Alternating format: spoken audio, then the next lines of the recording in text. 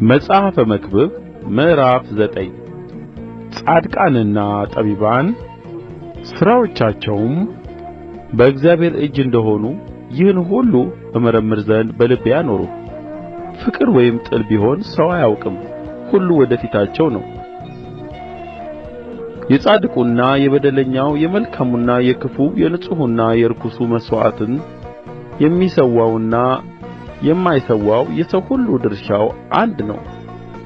እንደ መልካሙ ሰው እንዲሁ ኃጢአተኛ፣ እንደ መሐለኛው ሰው እንዲሁ መሐላን የሚፈራው ነው።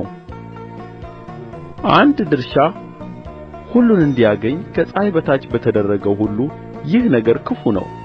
ደግሞም የሰው ልጆች ልብ ክፋትን ትሞላለች፣ በሕይወታቸውም ሳሉ እብደት በልባቸው ነው። ከዚያም በኋላ ወደ ሙታን ይወርዳሉ። ያልሞተ ውሻ ከሞተ አንበሳ ይሻላልና ሰው ከሕያዋን ሁሉ ጋር በአንድነት ቢኖር ተስፋ አለው። ሕያዋን እንዲሞቱ ያውቃሉና ሙታን ግን አንዳች አያውቁም፣ መታሰቢያቸውም ተረስቶአልና።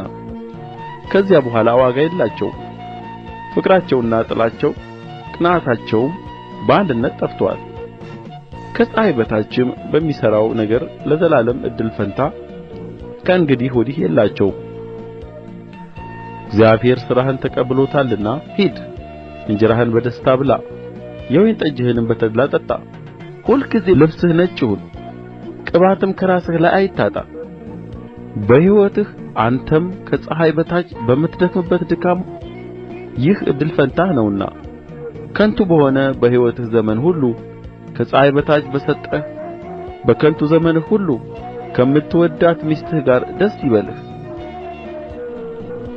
አንተ በምትሄድበት በሲኦል ሥራና አሳብ ዕውቀትና ጥበብ አይገኙምና እጅህ ለማድረግ የምታገኘውን ሁሉ እንደ ኃይልህ አድርግ። እኔም ተመለስሁ፣ ከፀሐይ በታችም ሩጫ ለፈጣኖች፣ ሰልፍም ለኃያላን፣ እንጀራም ለጠቢባን፣ ባለጠግነትም ለአስተዋዮች፣ ሞገስም ለአዋቂዎች እንዳልሆነ አየሁ። ጊዜና ዕድል ግን ሁሉን ያገናኛቸዋል። ሰውም ጊዜውን አያውቅም። በክፉ መረብ እንደ ተጠመዱ ዓሣዎች በወጥመድም እንደ ተያዙ ወፎች እንዲሁ የሰው ልጆች በክፉ ጊዜ በድንገት ሲወድቅባቸው ይጠመዳሉ። ከፀሐይ በታችም ይህን ጥበብ አየሁ፣ እርስዋም በእኔ ዘንድ ታላቅ መሰለችኝ። ታናሽ ከተማ ነበረች፣ ጥቂቶች ሰዎችም ነበሩባት። ታላቅ ንጉሥም መጣባት፣ ከበባትም፣ ታላቅ ግንብንም ሠራባት። ጠቢብ ድሀ ሰውም ተገኘባት። ያችንም ከተማ በጥበቡ አዳናት። ያን ድሀ ሰው ግን ማንም አላሰበውም።